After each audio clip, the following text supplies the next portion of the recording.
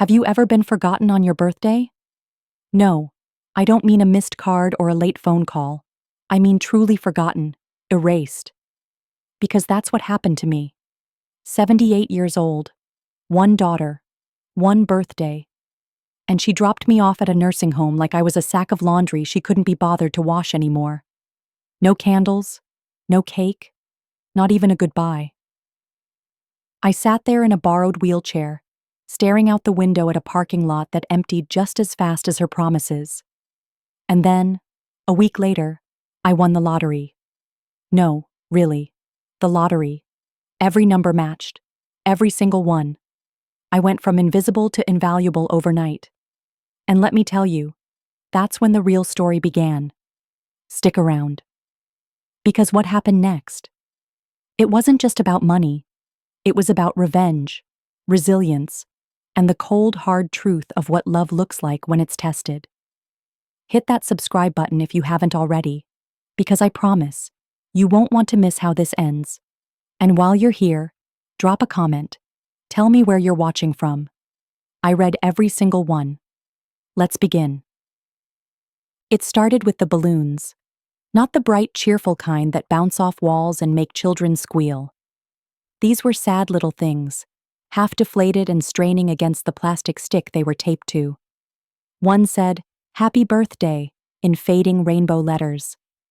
The other was shaped like a heart, the red already dulled like it had given up somewhere along the way. A nurse I barely knew handed them to me with a smile that didn't reach her eyes and said, "Your daughter dropped these off this morning." That was all. No card. No visit. Just two limp balloons and a few mumbled words before the nurse turned and walked away. I stared at them for a long time. Maybe too long. The heart-shaped one tilted toward me, as if it knew I was about to cry and was trying to apologize. I didn't cry, though. Not yet. I'd learned not to do that in public.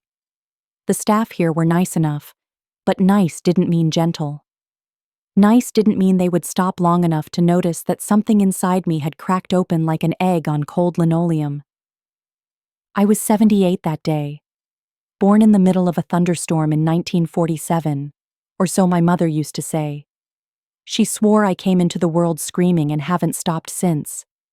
And yet, on that birthday, I couldn't muster a single word. My throat was a desert, every breath scraped.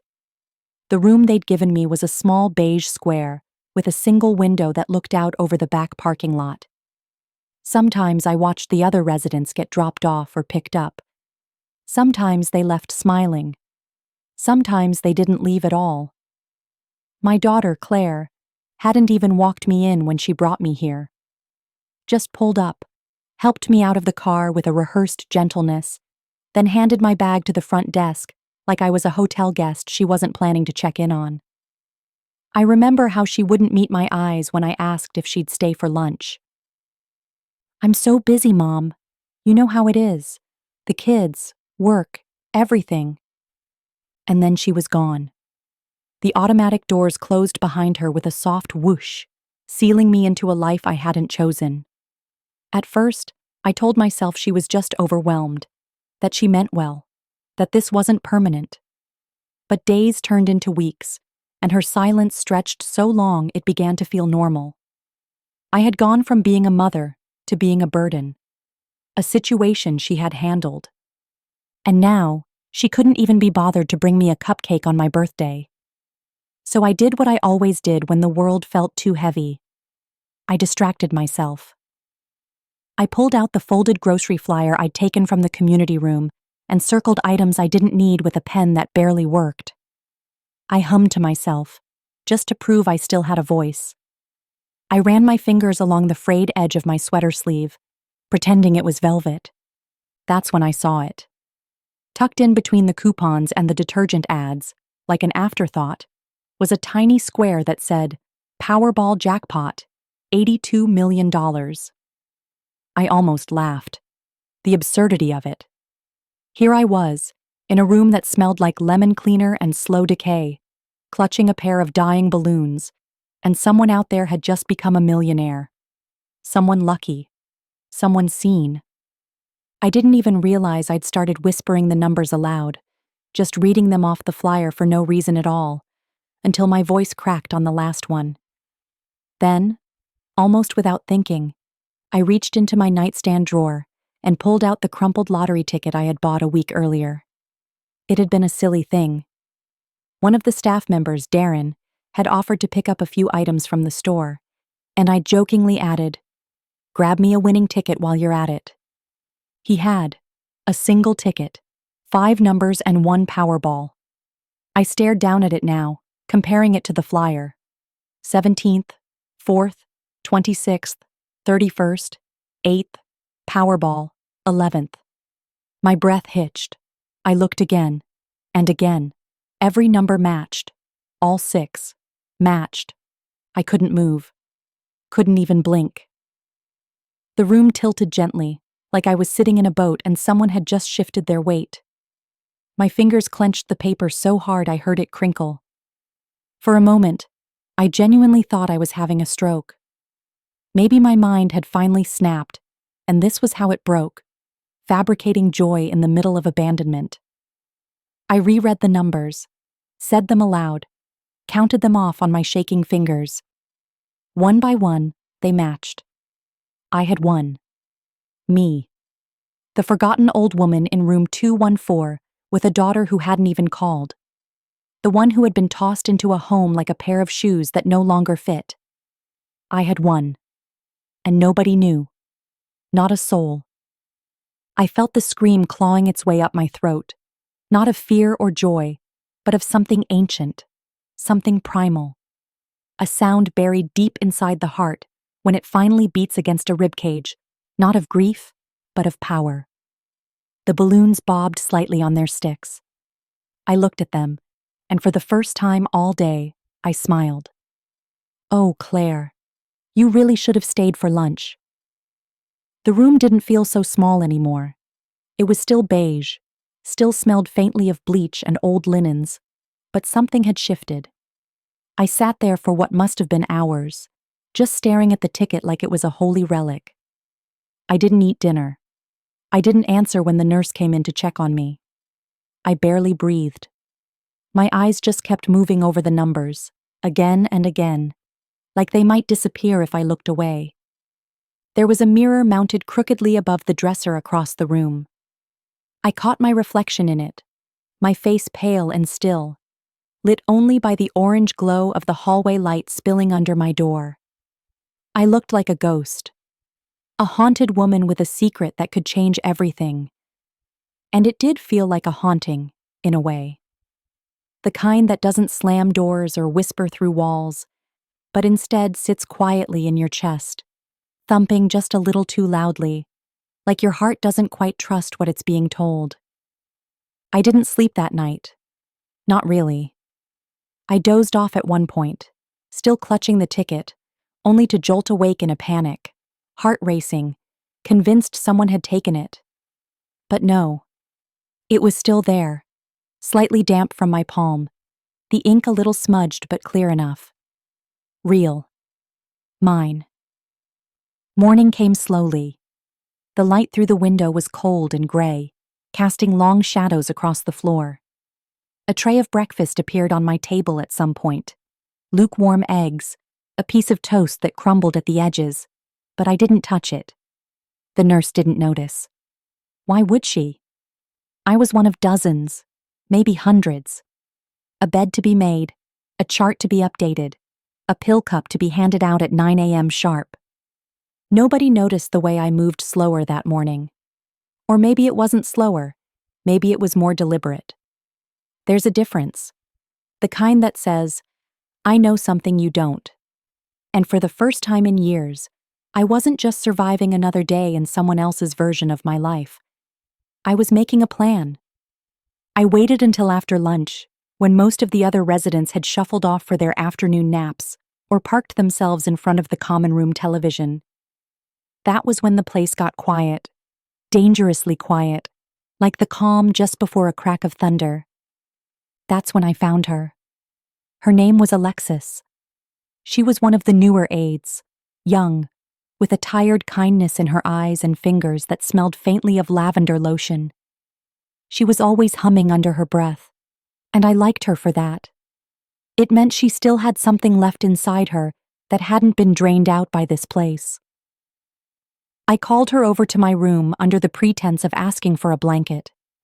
My hands were shaking as I spoke, but my voice was steady. I told her I needed a favor, small, harmless. "I want to go to the bank," I said. She blinked at me like I'd asked to borrow her car and drive to Mexico. "I'm not sure we're allowed to just take you out like that," she said, biting her lip. "You'd have to get clearance." I nodded, pretending to be embarrassed. "Of course. I got a little money in my savings. I'd like to see it with my own eyes, if that makes sense. You reach a certain age, and you stop trusting people to keep things safe for you." She hesitated. I could see the war behind her eyes, rules versus compassion.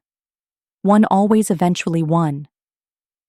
"I'll see what I can do," she said softly. It took 3 days. 3 days of playing the part, of looking small, harmless, forgettable. I shuffled slower, smiled more. Let them think I was a woman slipping gently into the back half of her mind. Let them forget I was anything more than the wrinkles on my face or the creak in my knees. But inside, I was sharp, calculating, waiting. And then the permission came. "You've got 30 minutes, Alexis said, not unkindly, as she helped me into my coat.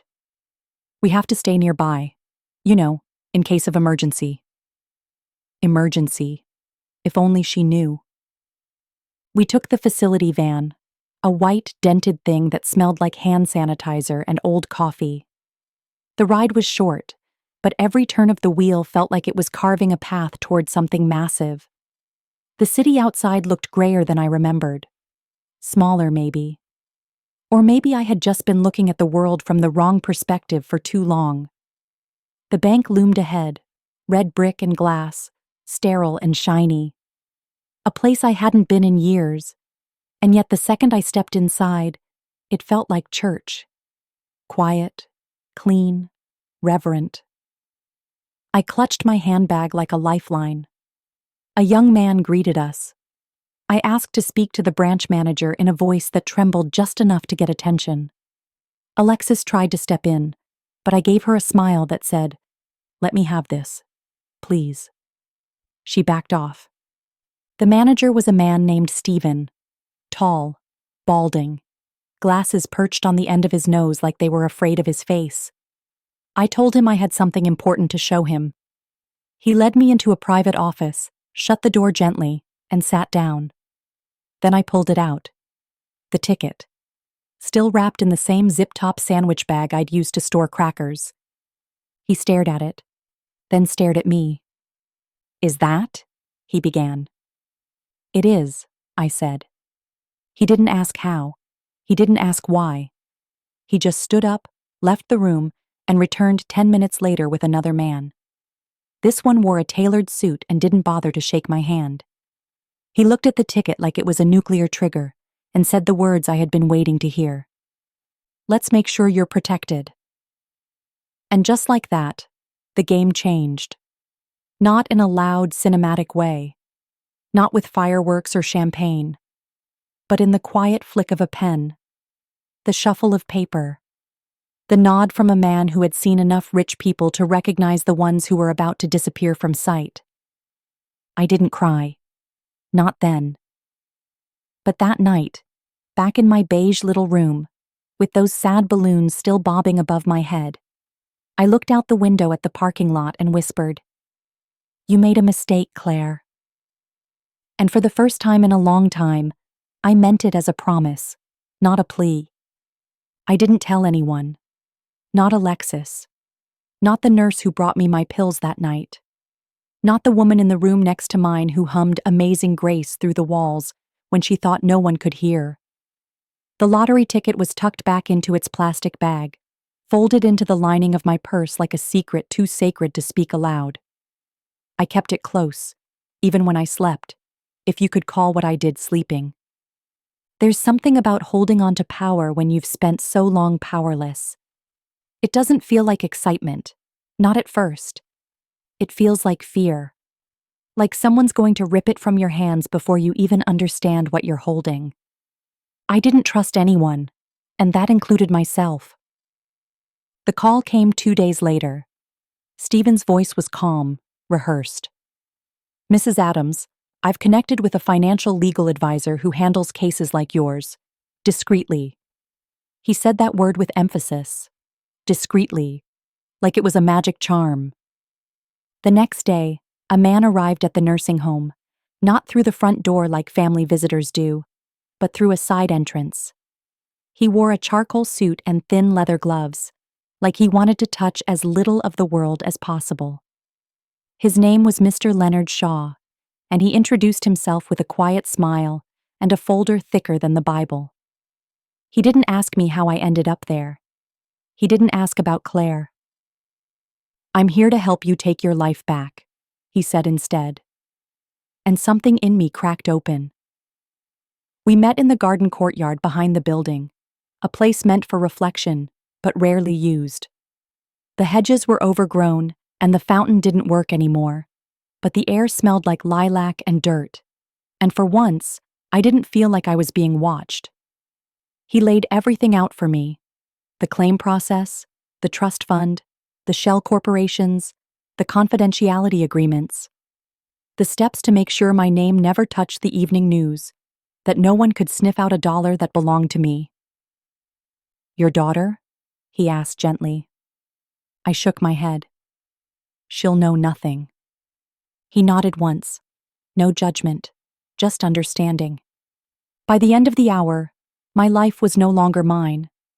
It was folded into layers of ink and legal armor, wrapped in protections so tight, not even Claire with all her sudden affection would be able to pry it loose.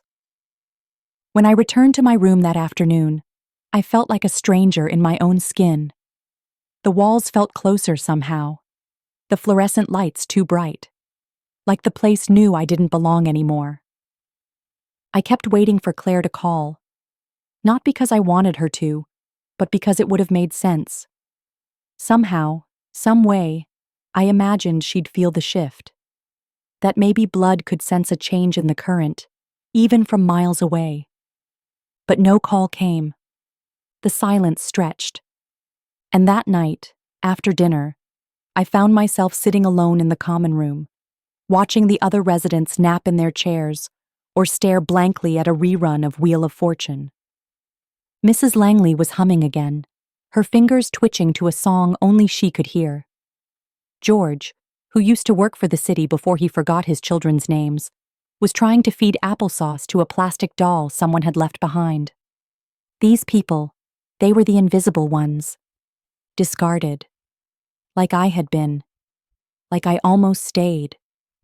And for the first time, I felt the weight of guilt sitting next to the thrill of escape. Because I was leaving. I was getting out. And they weren't. Unless I did something about it. I didn't sleep that night either. I sat up in bed with my purse in my lap, and the contract Mr. Shaw had left me in a thick envelope, reading it again and again until the words blurred. My heart was beating hard, not with fear this time, but with certainty.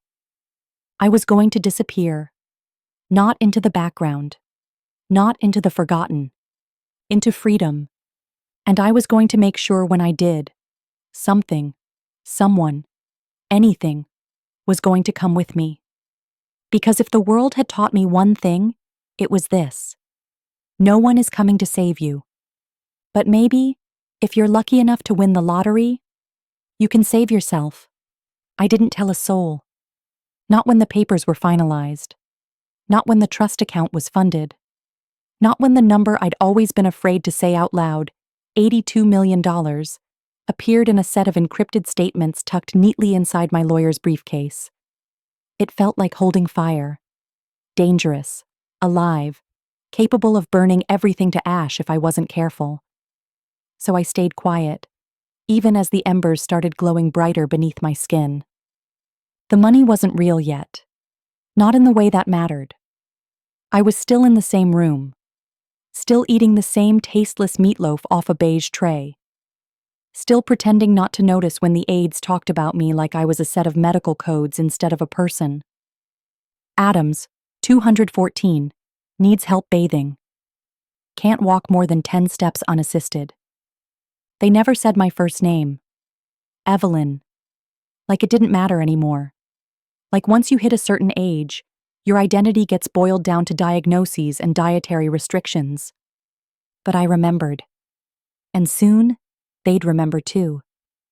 The plan came together slowly, not because I was unsure, because I needed them to be. They needed to see me as small, tired, a woman who wouldn't cause trouble. That was my cloak, and I wore it well. I let my hair go a little messier. I started forgetting little things, on purpose. I asked the same question twice in one conversation, then stared blankly when the nurse gently corrected me. Just tired, I'd mumble. Foggy today.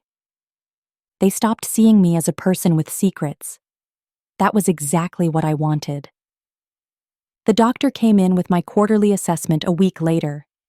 He had soft hands and a clipped voice, and he wore that expression that doctors save for patients who are already halfway gone. He said things like, decline in cognition, and recommend further oversight. I nodded along like I agreed, like I didn't have a private nurse contract drafted and waiting for my signature in the drawer beneath my Bible and a stash of butterscotch candies. It was all theater, and I had become the leading lady. By the following Monday, Leonard, Mr. Shaw, delivered the papers himself. He didn't come empty-handed. He brought two things: a certified letter from a private physician who had never stepped foot in the facility, but whose name carried weight, and a notarized request for transfer, citing a change in my care plan and new financial circumstances. The administrator barely blinked when she saw it. "If you can afford in-home care, that's your right," she said, tapping at her keyboard without looking up. "We'll begin discharge prep today."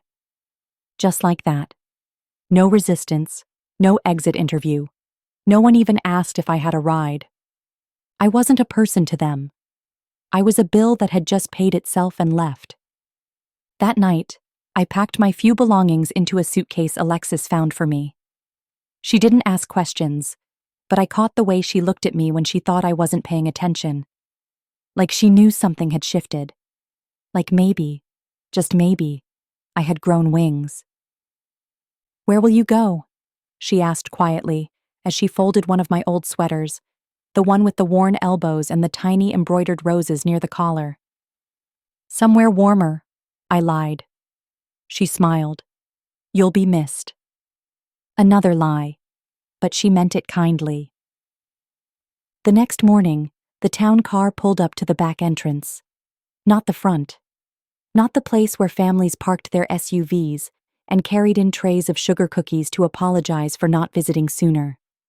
The back. Where the trash went out. Where the forgotten slipped away. A man in a black coat stepped out and opened the door. He didn't say a word, just nodded. And that was enough. I didn't look back. I didn't wave to the nurse at the desk or smile at the janitor who always gave me an extra wink when he swept under my chair. I didn't owe anyone anything. They hadn't saved me. They hadn't even seen me. The car smelled like leather and lemon oil, the kind of scent that says nothing bad has ever happened here. I sank into the seat, my hands trembling just a little. Not from fear this time, from release. From the weight finally shifting off my chest after pressing down for too long. We drove for 35 minutes, out of the city, past the rusted gas stations and the peeling billboards, past the life I used to live, until the roads widened and the trees grew taller, and suddenly there it was, my house. My house. A one-story modern ranch with white stone walls and wide glass windows that caught the light like water. There were flowers in bloom, flowers I hadn't planted, hadn't even picked out, but they swayed gently in the breeze like they were welcoming me home. The front door opened at the touch of the key I'd been given. Inside, the air was still, clean, quiet. A sanctuary carved out of marble and light. My feet sank into thick rugs. My fingers traced the edge of a kitchen counter polished to a mirror shine. A fridge filled with food I loved.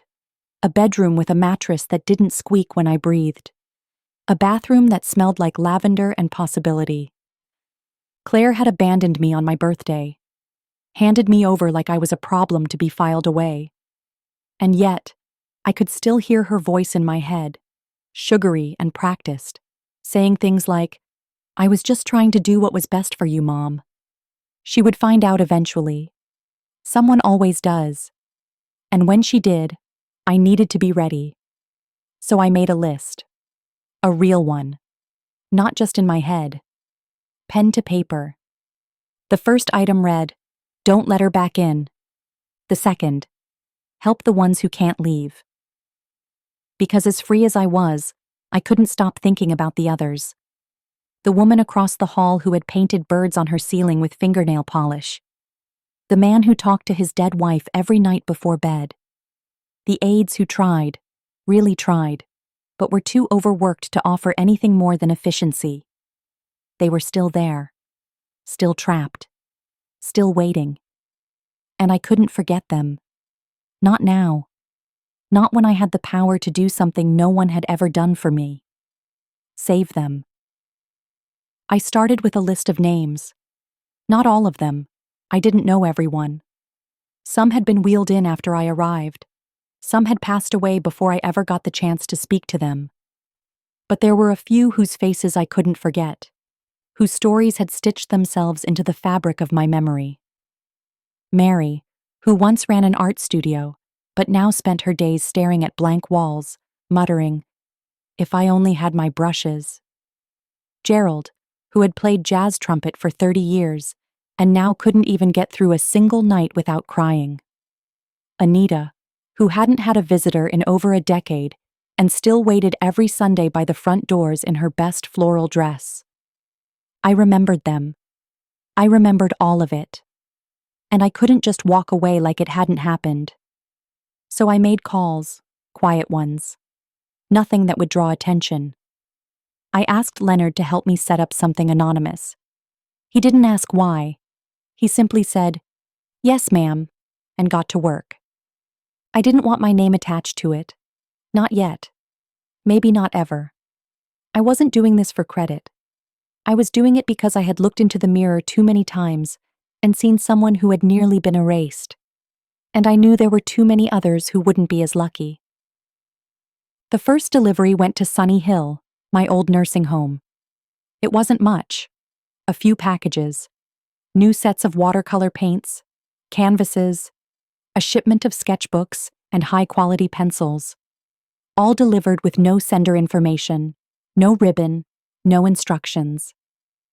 I pictured Mary opening the box, her fingers trembling as she peeled away the packing paper. The way her eyes might widen when she saw the paints. The way she might cry, not because of the gift, but because someone remembered that she once mattered, that she was still here. Then came more. A large screen TV delivered directly to the rec room. A sound system. Dozens of DVDs and a subscription to 3 streaming services.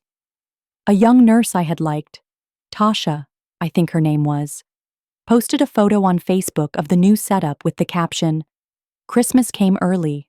Still don't know who sent it." And that was the beginning. It was a Thursday when the knock came. I was in the kitchen, humming along to an old Patsy Cline tune playing low on the speaker, hands buried deep in a bowl of biscuit dough. The house smelled like rosemary and butter, the oven warm, and for once, I felt exactly like I imagined I might feel in another life, one where I'd aged with dignity and not under flickering fluorescent lights and lukewarm soup. The knock was soft, hesitant, like whoever stood on the other side wasn't sure if they were welcome. I froze. My hands went still in the dough, breath caught in my throat. No one ever came here, not without calling first, and no one ever called. I wiped my hands on a towel, heart ticking faster now, and crossed the floor slowly. The curtains were open just a sliver, and through the gap, I saw her. A flash of gold hair, the curve of a familiar cheek, eyes that used to mirror my own but had grown sharper, colder. Claire. Of course it was her. My fingers clenched the door handle, but I didn't turn it right away. I just stared at her, standing there on my porch, shoulders tucked into a coat that probably cost more than my old car. She had makeup on, not too much, just enough to soften the edges. But nothing could soften what had already been done. Finally, I opened the door. "Mom," she said, like no time had passed. Like she hadn't abandoned me to rot in a place that smelled like dying. I didn't smile, didn't step aside. I let the screen door hang between us. "Claire," I said. My voice was calm, even, but it didn't sound like mine. It sounded like someone who had stopped hoping a long time ago. She looked past me into the house. Her eyes flicked over the kitchen island, the hardwood floors, the chandelier glinting softly above the dining table. "You moved," she said, as if it was a casual observation. As if this wasn't the first time we'd spoken in months. "I did. Why didn't you tell me?" I tilted my head, studied her like I was trying to remember a dream I used to love, but no longer made sense. "I didn't think you'd be interested," I said. "You made it very clear you were done with me." Her smile faltered. Just a little. But I saw it. The crack. "I wasn't done," she said. "I was overwhelmed. The kids. Work. You were falling a lot, and I didn't know what else to do." "You left me on my birthday," I said. Her mouth opened, then closed. I saw it hit her, the image she'd probably buried under excuses and soft justifications. "I didn't mean to." "But you did," I said. "You meant to. Because it was easier than dealing with me. Because I was inconvenient. A weight you didn't want to carry anymore." Claire stepped back. Just an inch. Just enough. "I'm your daughter," she said, the words tight with indignation, as if they were enough to erase the months of silence. "You could have called me too." I laughed, but there was no warmth in it. "When?" I asked. "Before or after the pills I had to beg for? Before or after the staff forgot to bring me lunch 2 days in a row? Before or after I sat alone on my birthday with 2 gas station balloons taped to a chair?" She flinched. Good. She was still capable of shame. I opened the screen door then, but only to step forward, not to let her in. "I won the lottery, Claire," I said, voice low, deliberate. "The week after you left me there." She stared at me, her face stilled. A mask dropped. Not surprise, not joy, calculation. It was gone in a blink, but I'd seen it. "You what?" Every number. Matched.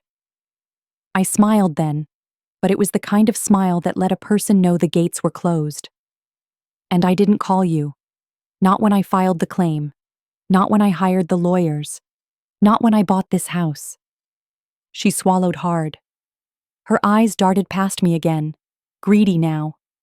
Seeing not her mother, but her mistake. "I didn't know," she whispered. "I know." There was a pause, thick as wet wool between us. "I just wanted to check on you," she said finally.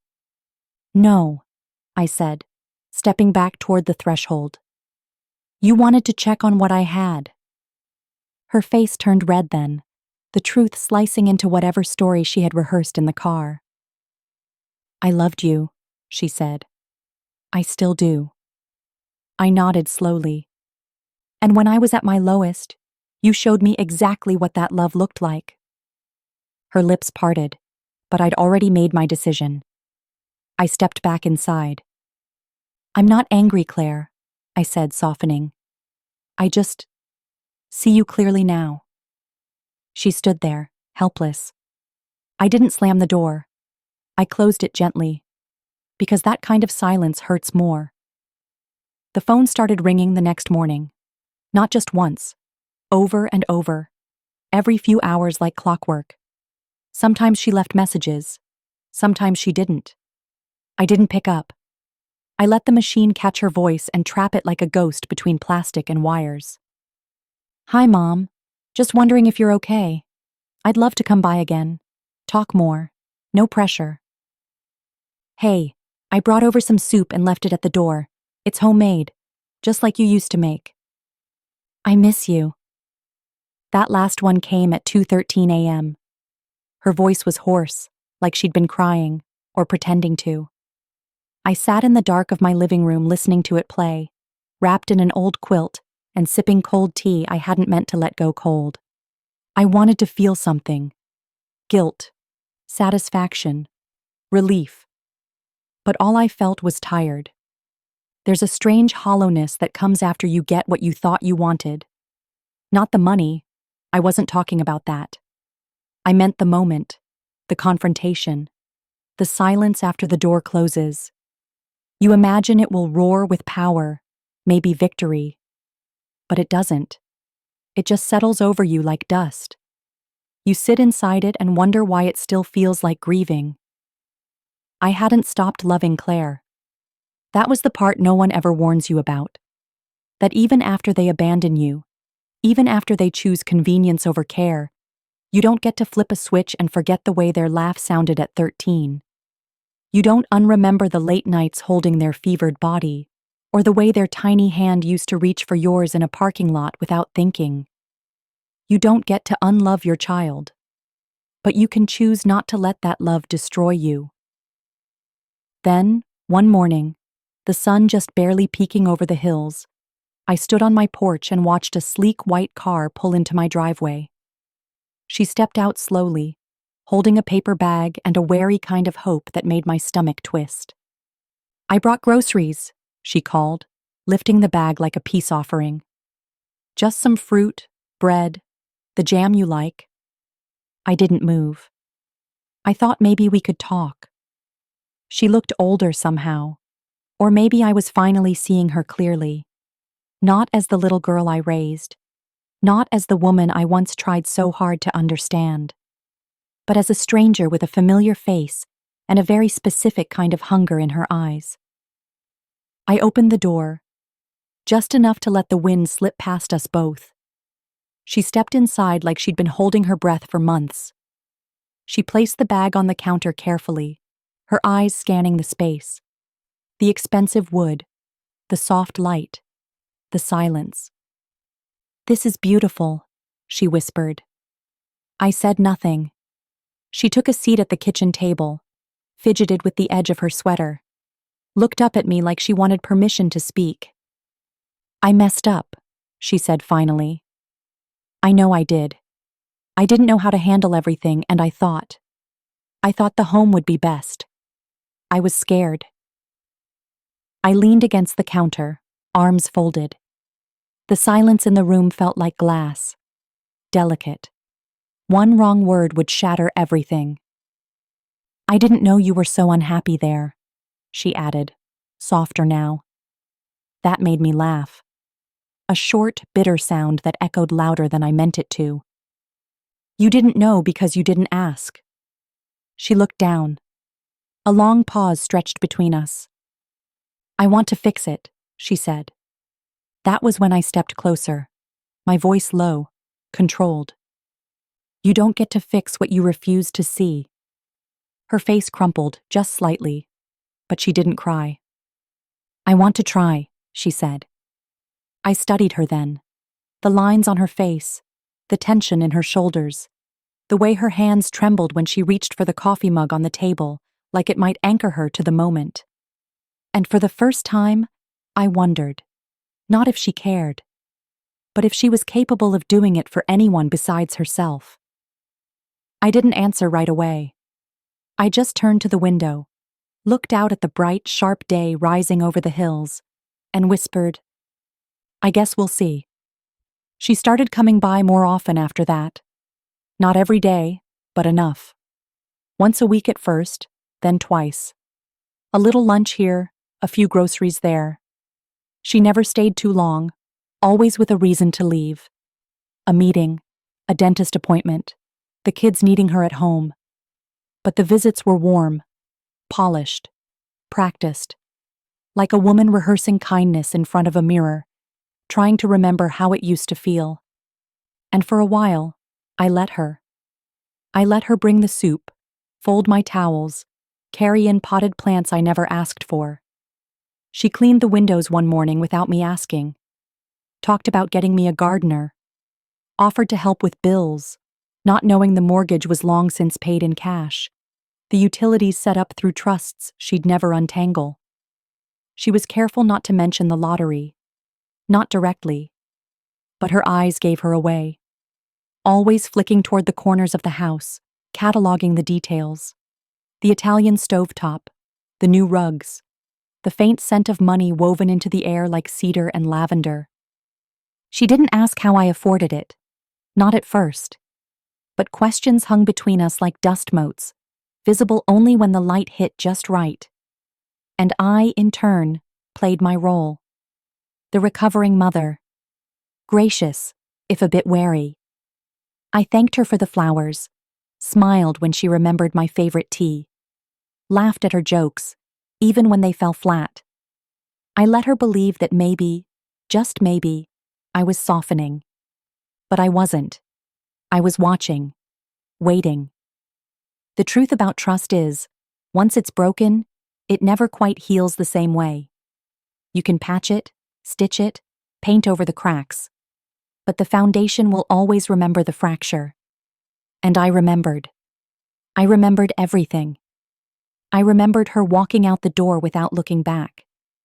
I remembered the silence on my birthday, the empty phone line, the nurse handing me those limp balloons like they meant something. I remembered what it felt like to sit in that room and realize I'd become disposable. I hadn't forgotten any of it. But still there were moments. Small ones. We sat one afternoon on the porch watching the light bend through the trees, and she told me about her oldest, about the panic attack he'd had at school, how she sat in the nurse's office with him for hours, how scared she'd been. And I saw it, the crack in her armor, the weight in her shoulders. I didn't know how to help him, she said. I just kept thinking, what if I break him more? And for the briefest moment, she looked like the little girl I'd once held after her first skinned knee. That same wide-eyed ache, that same helpless need. I know that feeling, I said softly. I used to feel that every time you cried and I didn't know why. She looked at me then, like I'd handed her a secret, and I almost wanted to forgive her. But forgiveness is a choice, not an instinct. And something inside me was still waiting for her to ask the right question, not about what she could take, or even what she could give, but about what she had broken. That question never came. Instead, the gifts began to change. Not just food or flowers, vitamins, smoothies, little sachets of powder in energy-boosting flavors, herbal supplements with names I couldn't pronounce and promises I didn't ask for. She'd say things like, "You need to keep your strength up," or, "This one's supposed to be good for memory, Mom." It sounded sweet, thoughtful even. But something about the way she insisted I drink them right then, go on, while it's fresh, made the hairs on the back of my neck stand up. One day she brought a green juice. It looked like blended spinach and chalk. I took one sip and gagged. She smiled too quickly. "Maybe it's an acquired taste," she said, setting it on the counter. I didn't finish it. That night, I got sick. Not violently, just wrong. A dull ache under my skin. A spinning sensation when I closed my eyes. I blamed the weather, then the soup, then my age. But the next time she came, she brought another drink. This time, sweeter, berry-colored. I barely swallowed before the room started to tilt again. By the third time, I didn't touch it at all. And that night, lying in bed, staring at the ceiling fan above me turning slow and steady like the second hand on a clock, I finally let the thought in. She was trying to make me sick. Not openly, not obviously, just a little at a time. Just enough to make me tired, slower, dependent, easy to manage. It wasn't anger that hit me. It wasn't even fear. It was betrayal. Again. A deeper, colder one. Because this time, she knew. This time, it wasn't neglect. It was strategy. And that night, I made myself a promise. If she was going to play this game, she would learn something about her mother.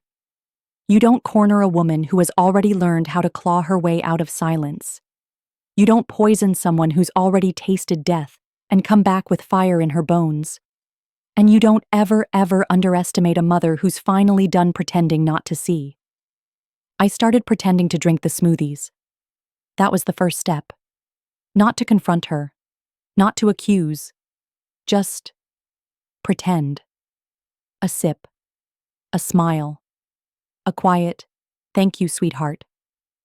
Then I'd set the cup on the counter, wait for her to go to the bathroom or step outside to take a call, and pour it down the drain. I rinsed the glass twice, once for the juice, once for the memory. Then I'd lay down, act tired, let my eyes flutter like the medicine was kicking in. She always looked pleased when I got groggy, like she had done her duty, like she was helping. Helping. That word scraped against my skin now. She started coming by more frequently, bringing food I hadn't asked for. Bottles of over-the-counter pills in soft pastel packaging. She rattled off their ingredients like a pharmacist. All natural, heart-healthy, brain-boosting, mood-lifting. I let her think I was swallowing everything she handed me. That's the thing about being old. People think they can see through you because they assume you're already fading. They look past your eyes. They talk slower, softer. They don't imagine you could be sharper than them, just quieter. But I was watching, and I was listening. One night, I caught her. I'd gotten up for water, barefoot, cautious in the dark. The hall creaked when I stepped just wrong, so I moved slow, memorized the spots that gave me away. I'd become a ghost in my own home, a shadow behind the curtains. She was in the kitchen. Phone pressed to her ear, her voice low, sharp. "She's not taking the pills fast enough," she whispered. "No, I can't up the dose without her noticing. She's still sharp. Too sharp." My blood turned to stone. She was quiet for a moment, listening. Then, "I don't know. Maybe another week. She's starting to lose energy. She'll crash soon. It's subtle. That's what we want, right?" I didn't move. I didn't breathe. I stood in that hallway and felt my body aging 10 years in 1 minute. Not from fear, from fury. She ended the call, slid the phone into her coat pocket, and left the kitchen. I slipped back to my bedroom like a whisper, heart hammering, skin clammy, mind racing. So this was it. She wasn't just trying to wear me down. She was trying to take me out. Quietly. Conveniently. I lay awake until morning, staring at the ceiling, blinking through the betrayal. I wanted to scream. I wanted to weep. But nothing came. Grief has a way of emptying you out long before the tears can rise. I had loved her. God help me, I still did. Some stubborn, broken piece of me still saw the baby I rocked through sleepless nights, the girl who held my hand through parking lots and told me she'd take care of me forever. But the woman who stood in my kitchen whispering about dosages wasn't my daughter. She was a stranger wearing my child's face. The next day, I called Leonard. I told him everything. Every bottle, every smoothie, every hushed word I overheard. "I need a doctor," I said. "One who'll believe me. One who can run tests. Quietly." He didn't ask questions, just said, "Yes, ma'am. I know someone." 2 days later, a physician arrived. Not with sirens or uniforms, just a brown leather bag, a gentle tone, and eyes that didn't pity me. He ran blood work, took a hair sample, checked the bottles in my cabinet with a look that grew darker the longer he read the labels. "These aren't supplements," he said, lifting one bottle. This is sedative grade, dangerous if not monitored." He looked at me then, something heavy settling behind his gaze. "She's trying to suppress your system, little by little. It mimics fatigue, heart strain, dementia." He didn't say the word, but I heard it anyway. Murder. By the time the results came back, everything was in motion. Leonard had filed reports, quiet ones, legal ones, the kind that don't make a sound until someone's knocking at your door with a warrant and a set of questions you can't lie your way out of. I stopped pretending after that. I poured the next smoothie right in front of her, the bright pink sludge splashing into the sink like a slap. Her face twisted. "Why'd you do that?" I looked her straight in the eye. "Because I'm not tired anymore." Her lips parted. "I don't, Mom." "What?" "You're done," I said. My voice was calm. I had never felt so calm. "I know everything." She tried to backpedal. Tears sprang to her eyes, sudden and glittering, as if she could still use my love like a shield, as if it would protect her from what she'd done. But I had already buried the part of me that believed her. And this time, I wasn't the one being led away. That night, I watched the police take her from my porch. Her hands cuffed, her face twisted into something that wasn't shame, just fear of being caught. She didn't look at me once, and I didn't wave goodbye, because I wasn't the one disappearing. She was. The courtroom smelled like old paper and rain. Not the clean kind of rain that rinses the world in silver and calm, but the kind that seeps in through your shoes and makes everything feel just a little heavier. I sat on the wooden bench near the front, my hands folded in my lap, the bones of my fingers aching from the cold and the weight of what they were about to carry. Claire sat across from me, at the defendant's table. I don't know what I expected her to look like. Different, maybe. Smaller. Guilty. But she looked the same. Hair neat, makeup done, wearing the beige blazer I'd once bought her for her first job interview. She hadn't aged a day since I last saw her through the glass of that police car window, wrists cuffed, mouth trembling as she screamed that she was sorry. I wasn't sure if I believed her then. I was sure now. There was a man beside her, her attorney, whispering to her every few minutes. She kept nodding, eyes forward, lips tight, like she was on a stage, playing a part she barely rehearsed. She hadn't looked at me once, but I looked at her. I watched every blink, every shift in her seat, every time her fingers gripped the edge of the table like it might anchor her to the moment. I wanted to feel something. Rage, sadness, justice. Instead, I felt like a cathedral made of cracked glass, tall and hollow, filled with the echo of everything we used to be. The judge's voice cut through the air like a blade. "Claire Sullivan," he read, each word heavy, final.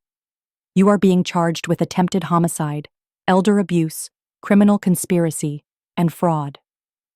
Each charge was a knife turned slowly in my chest, not because I didn't believe them, but because I did. Because she'd meant to finish me. Not with a gun, not with a knife, but with care. With the soft hand of a daughter placing a poisoned cup beside her mother's bed and saying, "Drink up, Mom. It's good for you." The prosecution spoke first. They read the evidence in a calm, clinical tone. Toxicology reports. Bank transfers labeled as caregiving fees. Emails between Claire and the woman she'd hired, Mara, who now sat 2 rows behind her, eyes fixed on the floor, no longer pretending to be anything but complicit. She was crying. Not sobbing, just silent tears tracing perfect lines through her foundation. Her face crumpled for a second, and I saw the girl she used to be, the one who brought me dandelions and colored cards that said "Best Mom Ever." I didn't look away, but I didn't reach for her either. The verdict didn't take long. Guilty. On all counts. The judge read it like he was reading a menu. Efficient. Final. When the bailiff stepped forward to cuff her, Claire turned, almost instinctively, to face me. Her mouth opened, maybe to beg, maybe to apologize, maybe to scream. I gave her nothing, not hatred, not forgiveness, just the truth. You do not get to rewrite a story just because you regret the ending. She was escorted out of the room, head low, shoulders shaking, and just like that, she was gone again. But this time, it was her who had to watch the door close. Afterward, I sat outside the courthouse on a cold iron bench while the rain picked up, soft and steady. Leonard joined me, holding out a folded umbrella. I waved it away. I wanted to feel the rain. Let it wash through me, rinse the weight from my chest, cool the burn in my bones. I thought it would feel like justice, I said, more to myself than to him. He didn't answer right away. It's not about justice, he said at last. It's about survival. And you did. Yes, I did. And now the real work could begin. The silence after a storm is never quiet. It's loud in a different way, like a vacuum, like the sky holding its breath. After the trial, my house felt too still, too neat. Every blanket folded just so, every dish stacked perfectly, the air humming with the absence of chaos. I walked from room to room like a woman who'd survived a fire and couldn't stop checking the walls for smoke. Claire was gone. Legally, physically, morally. And yet I still found myself glancing toward the door around 2 p.m., the time she used to show up with a bag of groceries and a smile that had started to curdle at the edges. Old instincts are hard to kill. I suppose that's the curse of motherhood. You never quite stop waiting for them to come back, even after they try to destroy you. I sat on my porch with a cup of coffee that had gone cold before I'd even taken a sip. The trees swayed like they were trying to whisper something. I didn't listen. I couldn't. My mind was too loud. I kept replaying it, her voice on the stand, her hands trembling, the way she'd looked at me like she expected salvation. But I had nothing left to give her. And yet, part of me ached. Not because I wanted her back, not because I missed who she'd become, but because there's a hollow that forms when you outlive the version of someone you once loved. When you bury the memory of them because it's too painful to hold up against the person they became. The world didn't stop for my pain. It didn't pause to offer me space to grieve. That's the cruel thing about survival. It demands you keep moving. And so I did. I turned back to the work. The donations to the nursing homes had already begun to ripple outward. I started receiving letters, most unsigned, some barely legible. But they found me. Or rather, they found the P.O. box Leonard had set up under a fake name. Evelyn Hart. I chose it myself. Evelyn, because it was mine. Hart, because I liked the sound of it. Strong. Centered. Still beating. One letter came from a man named Robert, who lived in a facility outside of Spokane.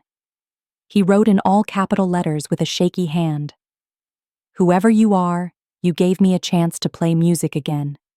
My hands still shake, but my soul doesn't." Another came from a woman named Dolores, who hadn't spoken in months until she picked up a paintbrush and started filling every inch of her room with flowers. She'd painted them on the walls, the door, even her sheets. The nurses didn't stop her. They said she smiled again. I sat at my kitchen table with those letters spread out like cards in a tarot reading, trying to divine something from the ink and tears pressed into the paper. These people had no idea who I was. but they felt me. I'd left something in those homes besides money, hope, or maybe just the whisper of a second chance. I wasn't done. I began drafting plans for a new facility, not a nursing home, a real home. One with private rooms filled with light. One with gardens and music and therapy animals that didn't leave at 5 p.m. I wanted art on the walls. I wanted staff who weren't just trained, but kind. I wanted dignity built into the blueprints. Leonard helped me find the land.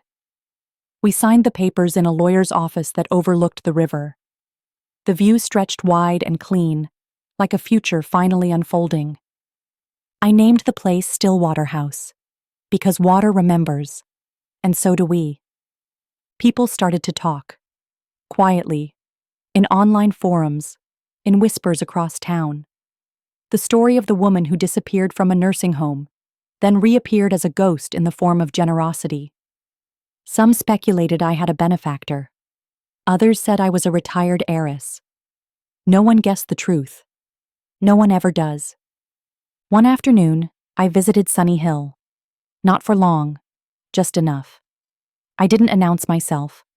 I wore sunglasses and a scarf and walked the halls slowly, my cane tapping lightly against the linoleum. The place had changed. Not completely, but enough. The staff were brighter. The walls had been painted a soft honey yellow. There was music playing softly in the background.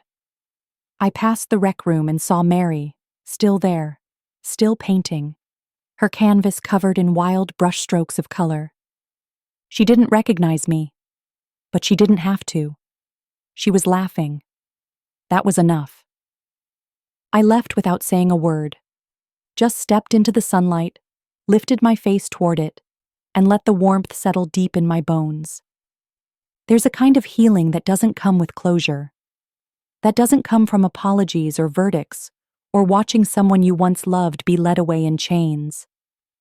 Sometimes healing comes from the smallest thing, like a stranger's laughter echoing down a hallway you once thought would be your grave. Sometimes healing is knowing you made sure it wouldn't be theirs. Stillwater House was coming together, brick by brick, line by line. The architects had sent me new renderings last week, images of wide hallways filled with light, rooms painted in soft blues and greens, gardens that curved around courtyards designed for walking, for talking, for being. There were benches in every corner, stained glass panels in some of the doors, handmade by a local artist who cried when I told her what we were building. I didn't tell anyone it was mine. I didn't need to. My fingerprints were already in every detail. One room in the plans was called the memory room. It would have floor-to-ceiling shelves with photo albums, scrapbooks, digital recorders, and art materials. A place for stories, for remembering, for honoring the lives they still had while cherishing the ones they'd already lived. It was the room I wish someone had built for me before they tried to forget I existed. The staff we'd hired weren't just qualified, they were kind. Real kind. The kind that looked you in the eye and said, "You matter," without saying a word. I had watched interviews behind mirrored glass, each one breaking something open in me I didn't know was still locked. One woman, Alondra, said she wanted to work somewhere that didn't smell like sadness. I hired her on the spot. We weren't just building a place. We were building a revolution. Quiet, gentle, stubborn. The kind that doesn't need headlines to make change. But even in the middle of creation, the past still whispered. Every now and then, a letter from Claire would show up. Always in the same neat slanted handwriting. Always from the prison's forwarding address. I didn't open the first few. I let them sit in a drawer, the way you set aside something sharp you're not ready to touch. But then one night, I couldn't sleep. The moon was high, casting long shadows across the floor, and the house felt too still, too full of words I hadn't said. So I opened one. She wrote about the cold, about the quiet, about the way time moved differently behind those walls. She didn't apologize, Not directly. But there was something in the way she wrote my name, Mom, that sounded like mourning. Like she knew the version of me she'd tried to bury was the only one who had ever really loved her. I didn't write back. Not out of spite. Not out of vengeance. I simply didn't know what to say. What do you say to someone who tried to erase you? What do you say when you've rebuilt yourself from the ash they left behind? Some nights, I stood by the fire and imagined the words. Wrote them in the air with my breath. Erased them with silence. I loved you once. Maybe I still do. But love is not a hall pass. Not a pardon. It's not enough to undo what you did. The fire never answered. And maybe that was the answer I needed. There was no going back. Only forward. Stillwater's foundation was laid last week. I stood there in boots too new, coat pulled tight against the wind, as the first beam was set into place. The workers didn't know who I was, just a quiet old woman standing off to the side, hands in her pockets, eyes full of something too deep to name. One of them tipped his hard hat to me. "Gonna be a good place," he said. I nodded. It was. Because no one else would ever spend a birthday wondering if they'd been left to die. Not in my house. Not ever again. I didn't expect the dreams. They didn't start right away. For a long time, my sleep had been shallow, like skimming the surface of a lake too cold to dive into. I drifted, floated. I didn't dare go deep enough to find what waited underneath. But lately, the dreams had returned. Not nightmares. Not quite. Memories, maybe. Rewritten. Reimagined. Like someone was trying to show me what could have been, if things had turned out differently. In one of them, Claire was 6 again. She was sitting at the kitchen table in her pajamas, legs swinging beneath the chair, tongue poking out between her teeth, as she drew hearts in crayon all over a Valentine's Day card that said, "To Mommy, love, always." In the dream, I reached out to touch her hair, soft and wild and golden, and she turned to look up at me with those huge, earnest eyes. "Will you always love me?" she asked. And I said yes. In the dream, I said yes without hesitation. No pause, no weight behind it. Because back then, there wasn't any. I woke up with the sheets twisted around my legs and tears drying on my cheeks, my hands still reaching out for someone who no longer existed. The next morning, I didn't make coffee. I couldn't stomach the bitterness. I sat in the sunroom instead, the one that looked out over the back garden, where the wind had begun to strip the last of the leaves from the trees. The branches were bare, like bones raised in surrender, and I felt stripped too. Hollowed out. Grateful. Angry. Alive. You can feel all of those things at once, you know. The mind's funny that way. There was another letter in the mail. From Claire. The envelope was cream this time, not white, as if softening the color would soften the truth. I opened it. Not because I wanted to, because something inside me needed to. She wrote about her cellmate, about how she braided her hair at night, like I used to do for her when she couldn't sleep. She said she missed real coffee, missed music that didn't come through static, missed the sound of my laugh. She said she was reading again, that the prison library had a whole shelf of old romance novels, and that she'd found one with a character named Evelyn, who reminded her of me. Stubborn as hell, and smarter than anyone gave her credit for. And then, scrawled at the bottom of the page in a rush of pen strokes that looked like they'd been rewritten a dozen times. I wish I could go back and choose differently.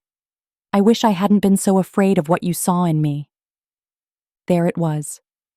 The apology I'd never expected. But it didn't land the way I thought it would. It didn't patch the holes. It didn't undo the shaking hands or the burning throat, or the night I stumbled out of my house barely able to stand. It just sat there, a wounded thing. I folded the letter neatly and tucked it into the drawer with the others.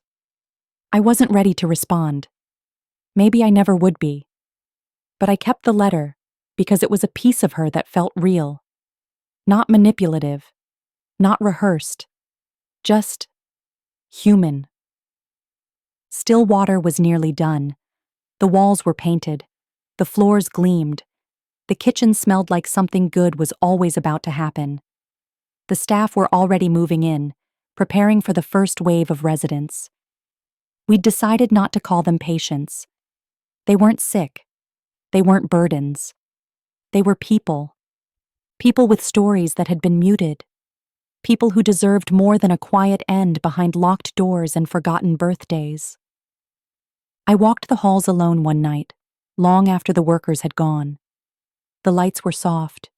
The air smelled like lemon oil and cedar. I paused outside one of the rooms and pressed my palm to the doorframe.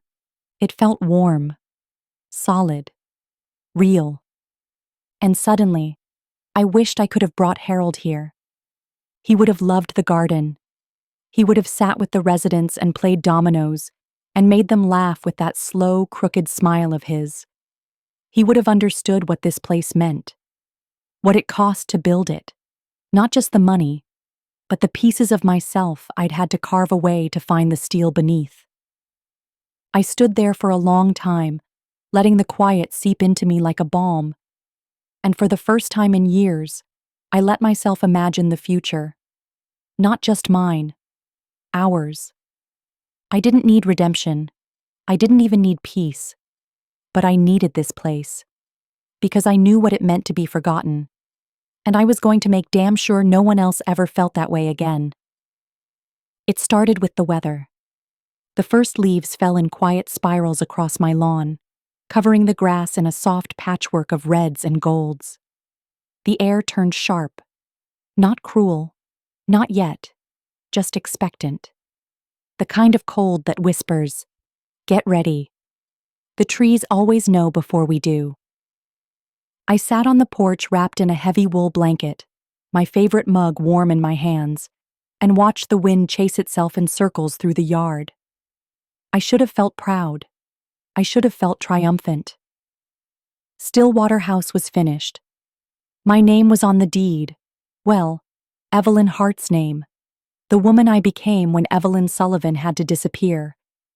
The ribbon cutting had come and gone. Quiet, just how I wanted it. A handful of staff, a few board members, no press. There was no plaque, no speech, no photo of me shaking hands with a mayor. Just a small card slipped into every room, tucked on each nightstand, with a single sentence printed in neat cursive. You were never forgotten. I could have left it at that. I could have stayed quiet. Could have slipped back into the life I'd carved out with steel and silence, and stayed there, invisible and untouched. But that's the thing about healing. Eventually, it demands more of you. More than survival. More than rebuilding. It demands presence. And I wasn't sure I was ready for that. I thought I might be. But then I heard she was coming. Claire. They told me in a voice too careful, like glass wrapped in velvet.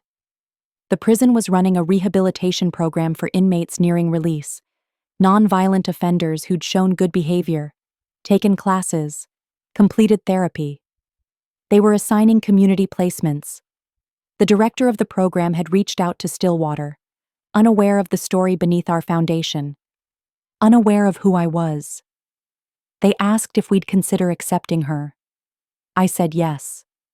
I don't know why. Not out of mercy. Not forgiveness. Maybe it was something older than either. Something deeper. Maybe it was the part of me that had once said yes to her tiny voice asking, "Will you always love me?" She arrived on a Tuesday afternoon. Gray sky, soft drizzle, no suitcase, just a state-issued duffel bag and a plastic folder of forms. Her eyes scanned the building like she was seeing a dream someone else had once described. She didn't see me at first. I stood behind the reception desk, tucked in the shadow of a doorway. When she did, her whole body changed. She didn't run to me. She didn't cry. She froze, like an animal caught between hunger and fear. "Mom," she said. One word, small, fragile. "I go by Evelyn Hart here," I replied. My voice was steady, even. She nodded.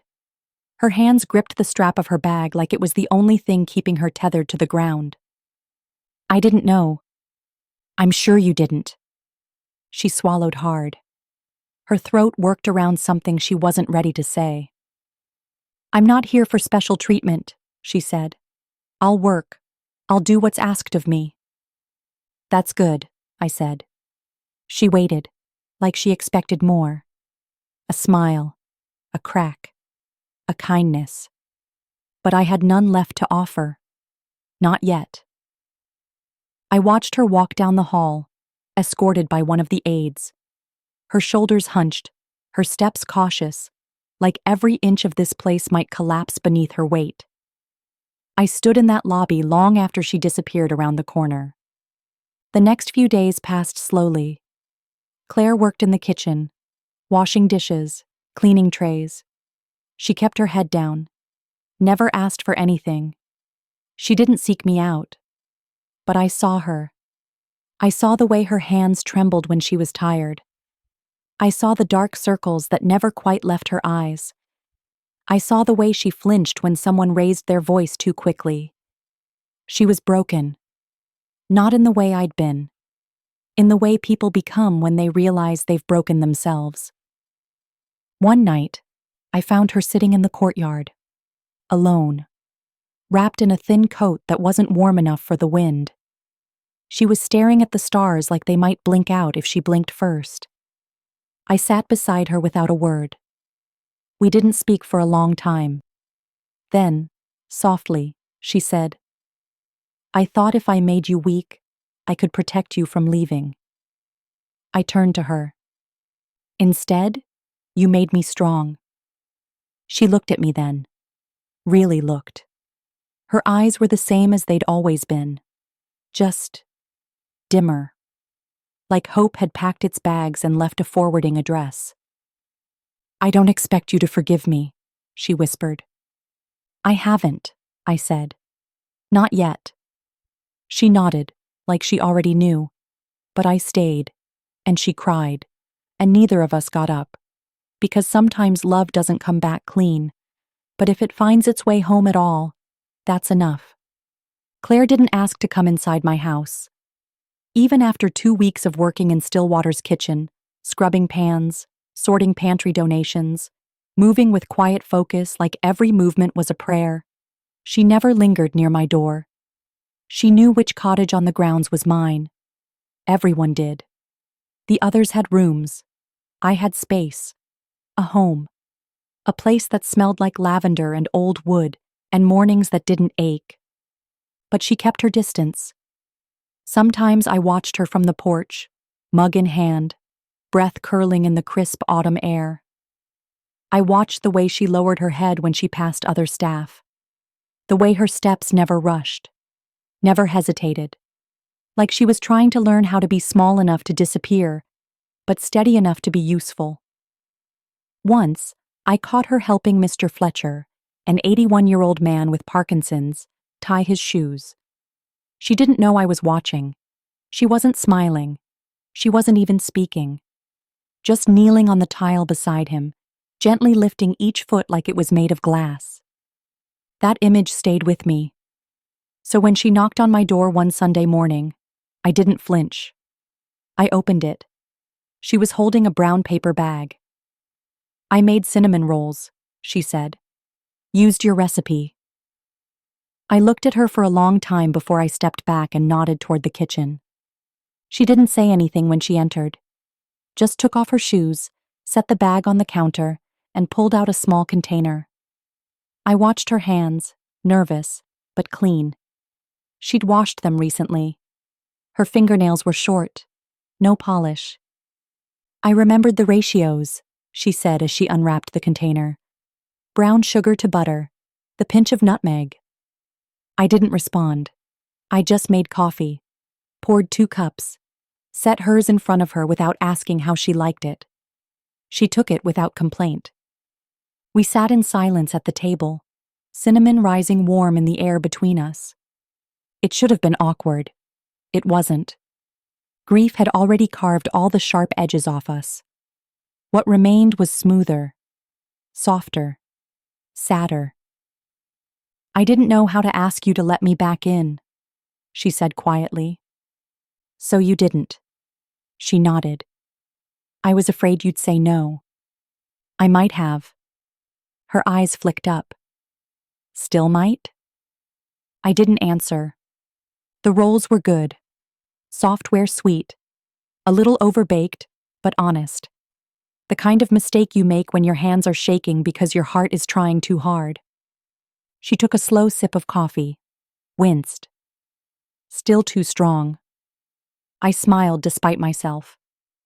"You never liked how I brewed it." "No," she said. "But you always said if it didn't put hair on your chest, it wasn't worth the beans." We both laughed. A little. A quiet, weary sound that carried too many memories to be simple. She looked around the house. Her gaze lingered on the photos on the mantel. Not of her. Not anymore. Pictures of flowers, landscapes, things that didn't leave. "I think about the day I left you at that home," she said. "Every day." "I don't." She turned to me, startled. "I think about the woman who tried to kill me," I said. "But the one who dropped me off? That wasn't new. That was just another layer." Her throat worked around the lump forming there. "I know. I see it now. I see all of it." "I was never asking you to be perfect," I added. "I was just asking you not to disappear." She wiped at her eye, fast, as if the tear embarrassed her. It didn't. "I didn't know how to carry you," she whispered. "You didn't have to carry me," I said. "You just had to stand beside me." We finished the rolls in silence. She cleared the dishes, washed them slowly, her back to me, sleeves rolled up to the elbows like she used to do in college when she came home, and helped me with dinner, just to talk about some boy who broke her heart. When she finished, she turned toward me, hands still wet, and asked the question I hadn't known I was waiting for. "What do I do now?" I looked at her, really looked. At the lines she'd earned, the weight she now carried. Not out of obligation, but recognition. A woman who had walked through her own fire and realized the smoke clung, even when you tried to wash it out. "You keep showing up," I said. "You let me see who you become." She nodded, slowly, as if the words meant more than forgiveness, as if they were the only thing she'd been hoping for. "I'll try," she said. "That's all I ever wanted." She reached for her coat, slipped it on, looked toward the door but didn't move. "I still love you," she said. And it was the first time those words didn't sting. "I know," I replied. She stepped out into the morning, the wind tugging at her sleeves like it didn't want her to leave. And I stood there alone, heart open, past laid bare, not healed, but healing. One step at a time.